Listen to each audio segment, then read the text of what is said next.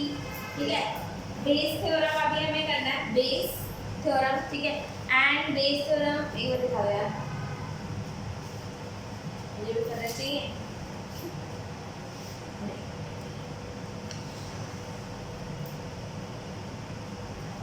Bayes theorem होता क्या है, ठीक है।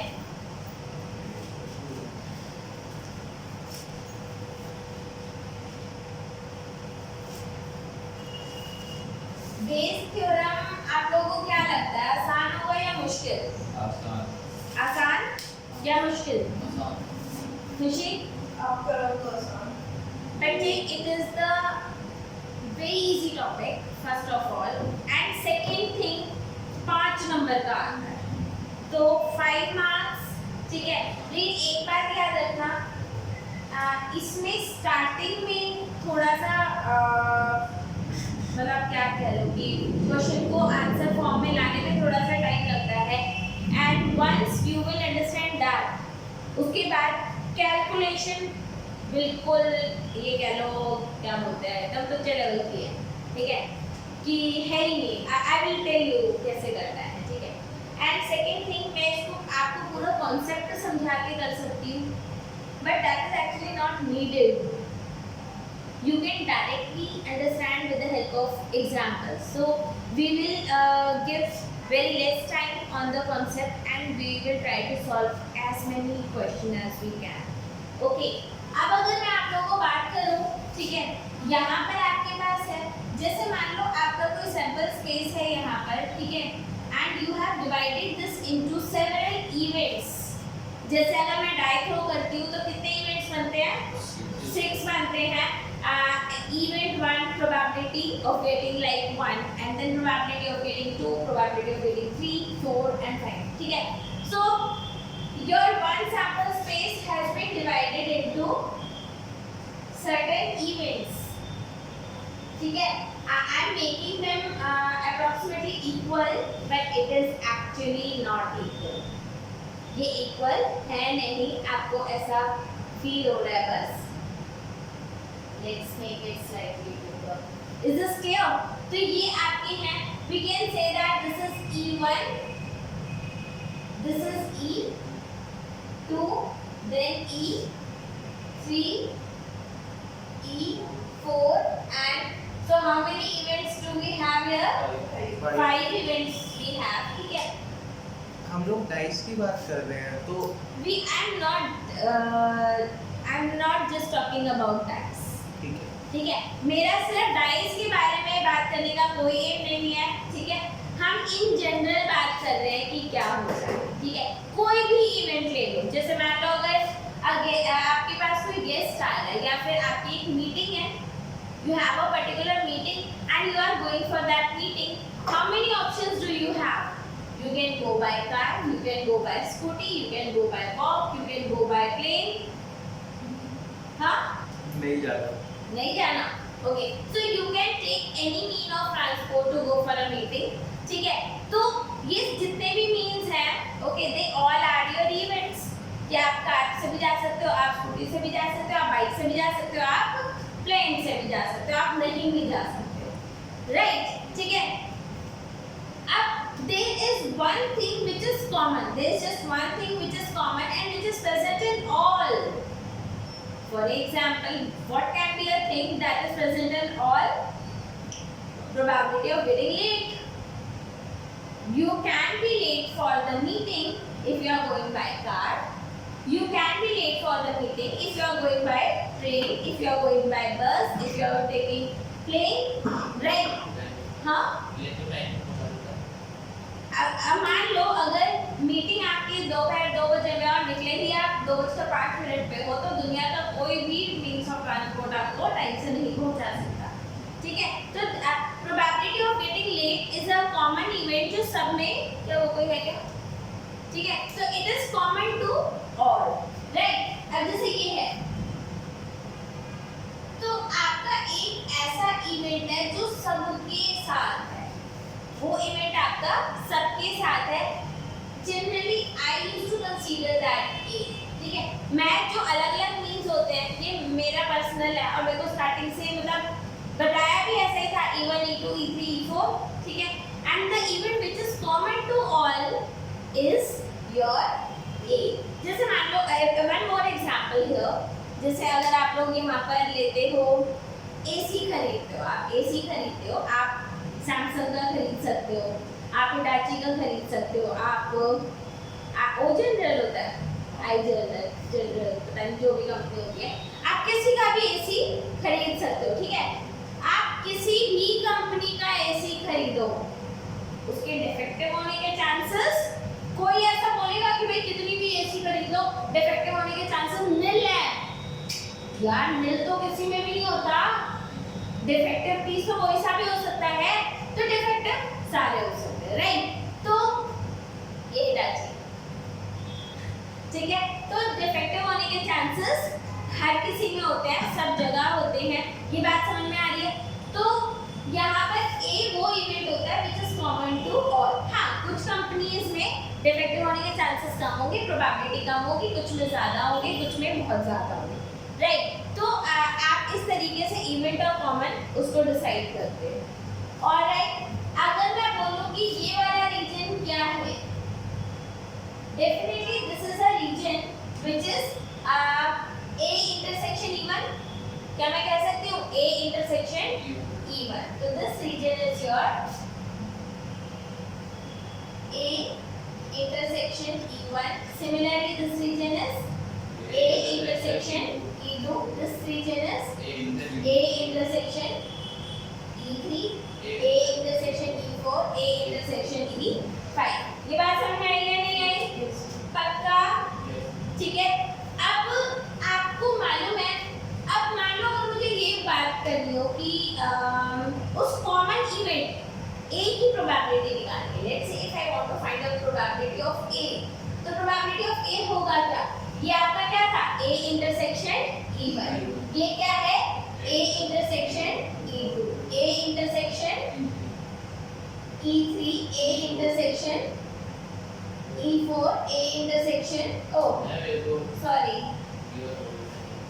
intersection E4 and this is A intersection E5 right multiply नहीं करेंगे बच्चे ऐड करेंगे ना इसकी प्रोबेबिलिटी प्लस इसकी प्रोबेबिलिटी प्लस इसकी प्रोबेबिलिटी प्लस इसकी प्रोबेबिलिटी प्लस इसका अलग-अलग है ना ये सारे ठीक है तो मेरे को मिल जाएगा प्रोबेबिलिटी ऑफ A तो अगर मैं प्रोबेबिलिटी ऑफ A निकाल रही हूँ तो ये क्या हो जाएगा probability of A intersection E1 plus probability of A intersection E2 plus probability of A intersection E3 let it be A3 only हाँ सिर्फ A3 तक रखें 5 तक जाने का क्या ही फायदा है नहीं वो आप उसी चीज को 5 में कंटिन्यू कर लेना मतलब कंटिन्यू कर लेना ये क्या हो जाएगा so your probability of A is going to be probability of A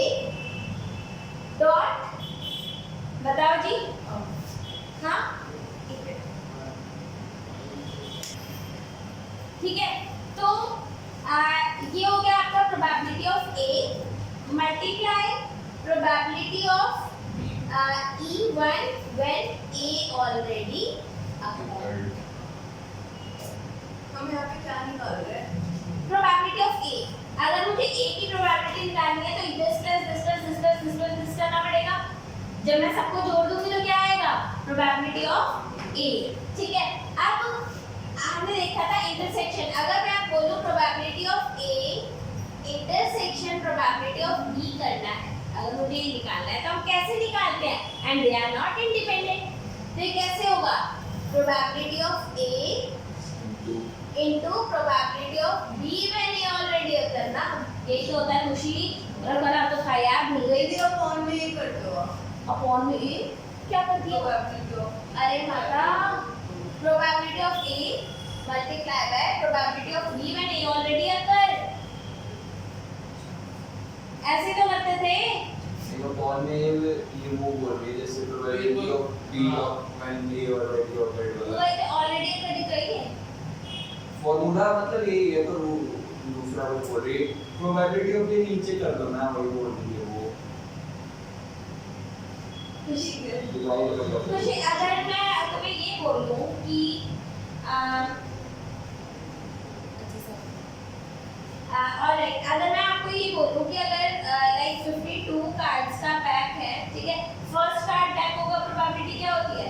आपका ए इवेंट है कि फर्स्ट कार्ड ब्लैक है, फर्स्ट कार्ड ब्लैक है, और बी क्या है? सेकंड कार्ड ब्लैक है, ठीक है।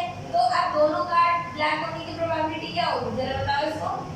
5 of probability of A multiply by probability of B when A already occur. ऐसा होता ना, हाँ, प्रोबेबिलिटी ऑफ ए पहले प्रोबेबिलिटी ऑफ ए करा आपने, फिर आपने क्या करा? B when A occur. हाँ, probability of B when A already, क्योंकि आपने ए तो ऑलरेडी ले लिया ना कि हाँ हो चुका है, यही तो हमने यहाँ पे लगाया है। अगर मेरे को ए इंटरसेक्शन E1 निकालना है तो हम क्या करते हैं? Probability of A multiply by मैं E1 की प्रोबेबिलिटी निकालूंगी and I am going to assume that A already occur. I was समझे?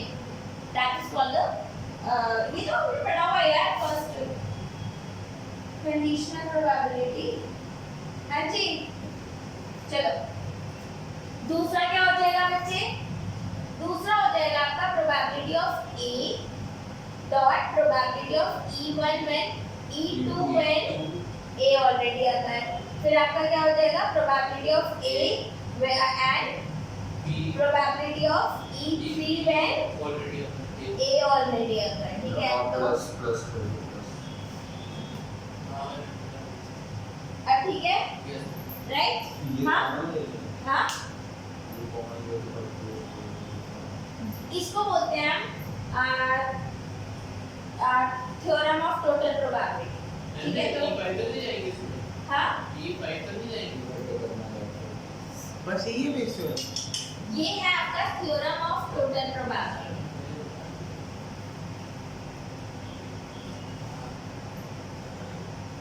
Total probability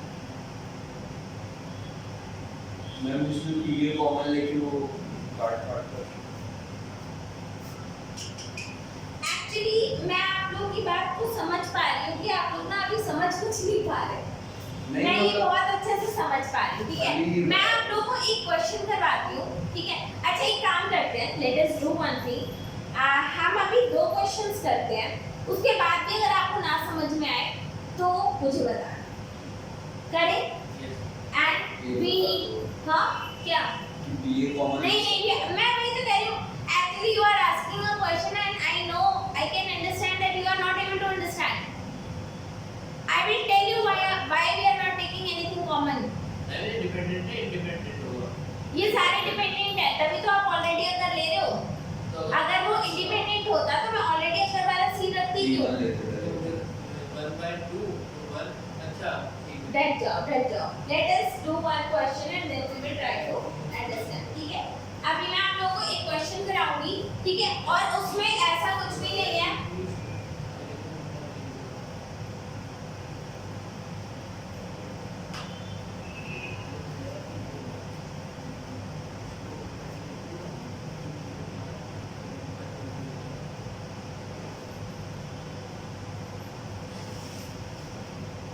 Okay, so one question here.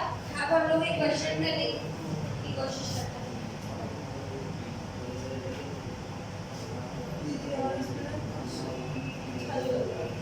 समझ गई?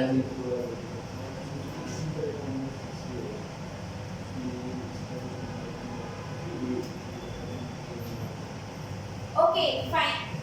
So we are doing our question, ठीक है? एक क्वेश्चन करेंगे हम, okay?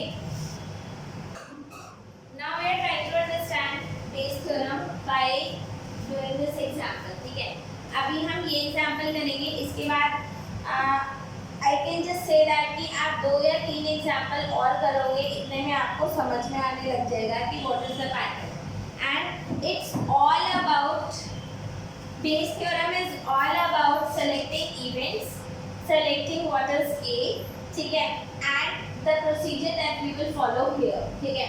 अब यहाँ पर बच्चे इस क्वेश्चन को थोड़ा ध्यान से समझना, and especially the students who have exam nearby, ठीक है। सो आपको आपके पास 3 कॉइन है, 3 कॉइन, ठीक है। 1 coin is two-headed coin, two-side-headed coin. That means इस side भी head है और इस side भी head है. So you can just understand this 1 coin, ठीक है। तो here this side head and this side head. I am just writing like this, ठीक है।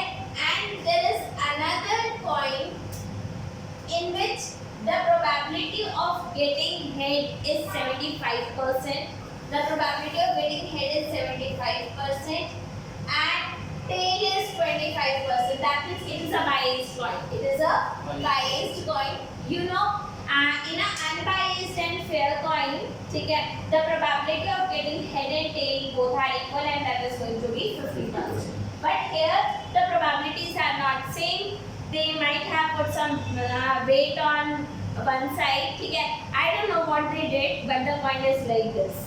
Okay, and we have third coin which is unbiased coin, and whenever they are saying that the coin is unbiased, it only means that the probability of getting his head is 100% and probability of 50%. Getting head is 50% and probability of getting tail is also 50%. So probability of getting head is going to be 50% and probability of getting tail is 50%. And if I will say that head और tail अगर होता है तो इसमें head आने की probability 100%, tail आने की probability 0%. I have represented it like this. बच्चे क्वेश्चन को समझना कैसे है ये आपके हाथ में, क्वेश्चन को समझना कैसे है ये आपके हाथ में है, करना कैसे है वो मैं बताती हूँ, ठीक है। अब you can see that there are 3 coins. One is two-headed coin.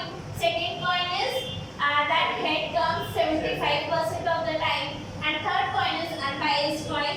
And unbiased coins, you know what is the probability of getting head and what is the probability of getting tail. One of the 3 coin is chosen random, ठीक है, तो they chose the coin and after that they tossed. So what is the probability that they will choose second coin? 1/3. What is the probability that they will choose third coin? 1/3. So what is the probability of choosing any one of the coin is 1/3, right? तो आप बच्चे यहाँ पर क्या करेंगे? You will take even event that coin 1 was selected. जी आया आप even event क्या ले सकते हो? That coin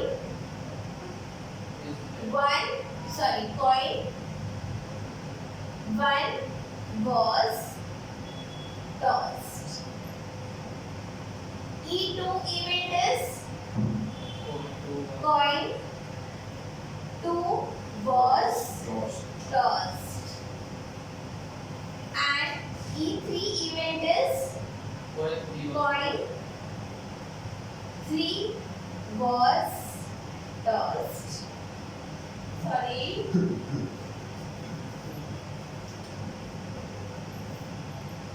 Right? And A event is that we got head. ठीक है?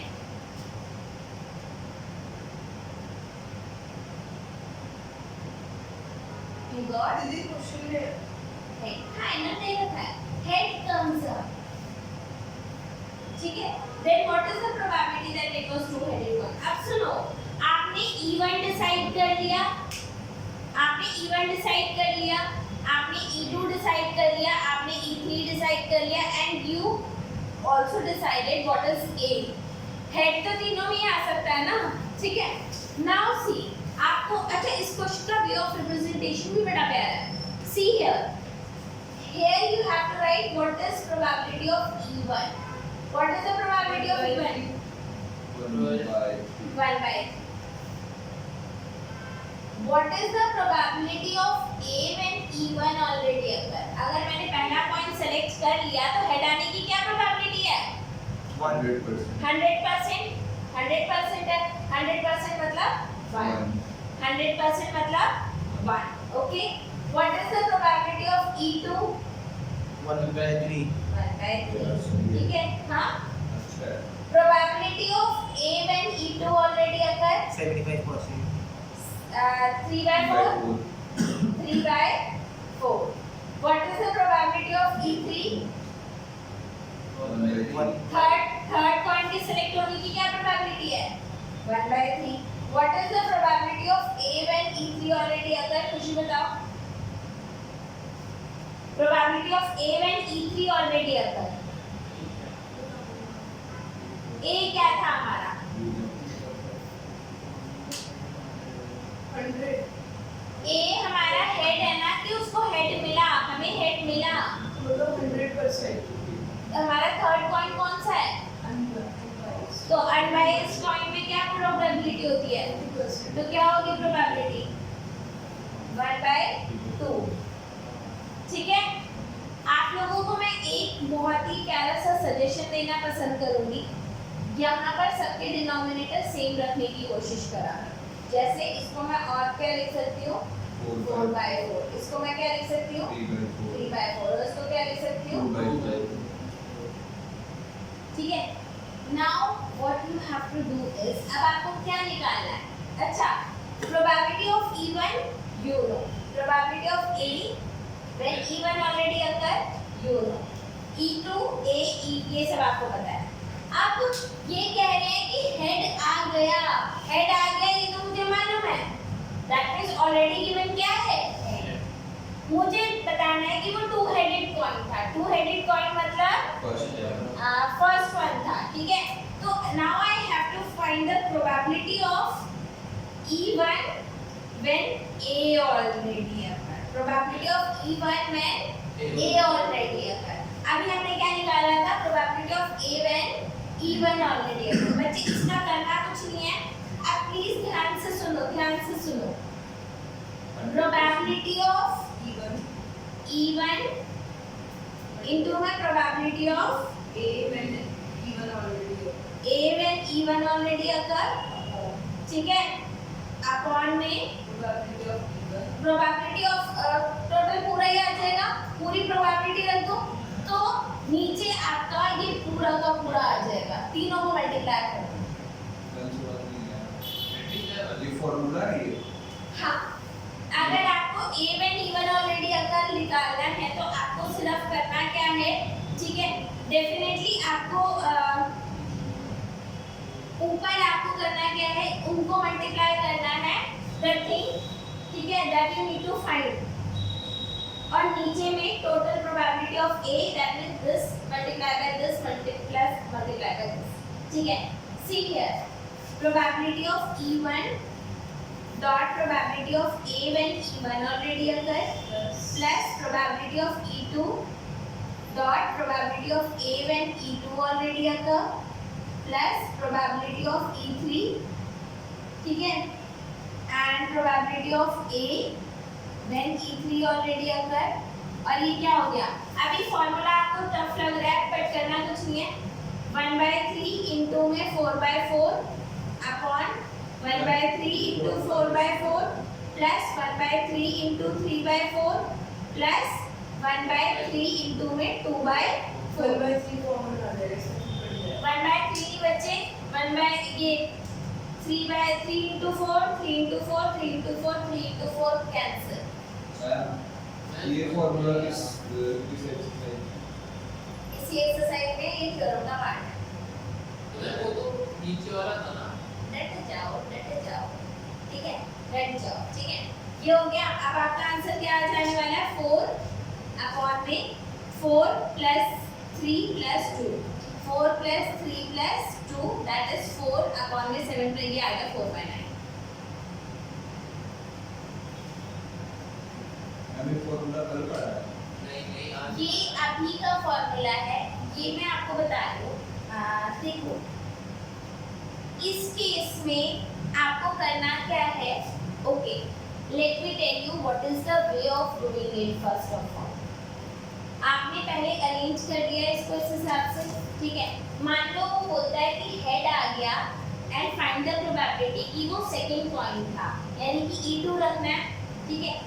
जस्ट विदाउट चेकिंग एनीथिंग आपको करना क्या है? इन दोनों का प्रोडक्ट रखो ऊपर और सबका प्रोडक्ट कर देना है नीचे. And this you have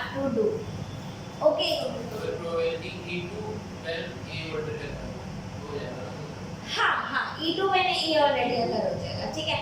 and अभी इसके कॉन्सेप्ट में हम लोग जाएंगे, बट पहले कुछ क्वेश्चंस कर लेते हैं ताकि एटलीस्ट आप लोगों को समझ में आ पाए कि क्या है, राइट?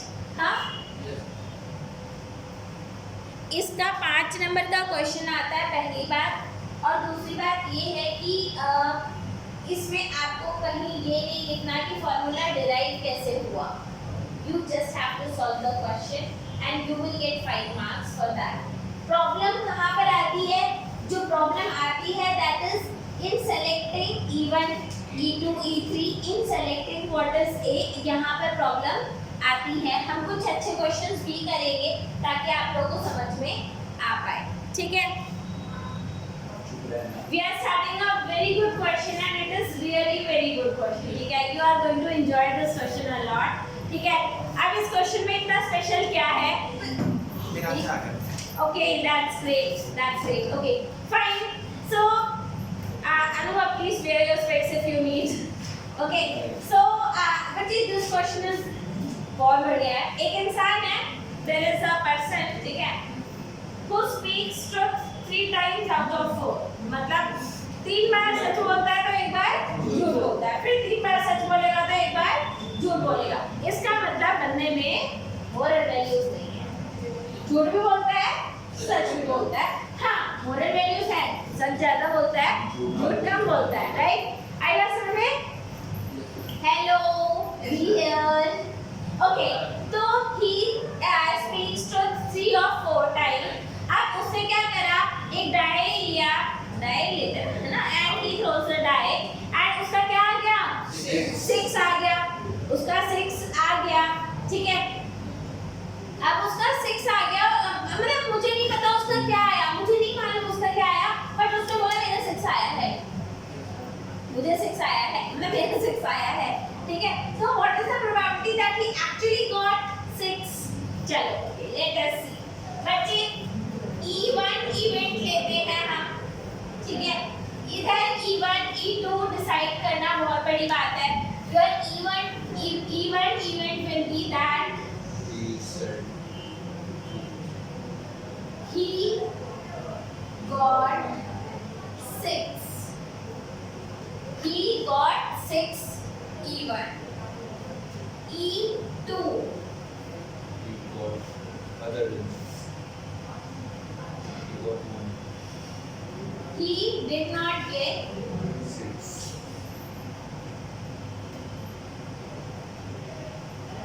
ठीक है।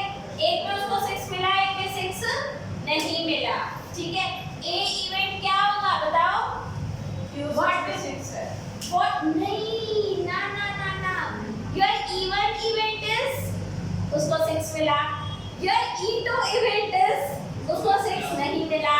Yes? Did he actually get 6? No. Your A event will be here that he reports 6. He reports 6. बच्चे 6 तो वो उसमें भी रिपोर्ट कर सकता है, इसमें भी रिपोर्ट कर सकता है। Is it intersecting? Intersecting हो रहा है? अनुभव? God? एक ही में हो गया ना? माने? नहीं, हाँ दोनों। और भैया? हाँ ठीक है, रिपोर्ट से ठीक है। ठीक है। Now we have to find probability of E1. We have to find probability of A when E1 already here. We have to find probability of E2. We have to find probability of A when E2 already occur. What is the probability of A1? E1. What is the probability of E1? 1/6. Yes, that's the correct answer. 1/6. ठीक है। What? हाँ? अरे भैया, छियानवे की probability क्या है? ढाई है ना? ठीक है। What is the probability of E2? खुशी, E2 है? 0. दोनों लायक? 6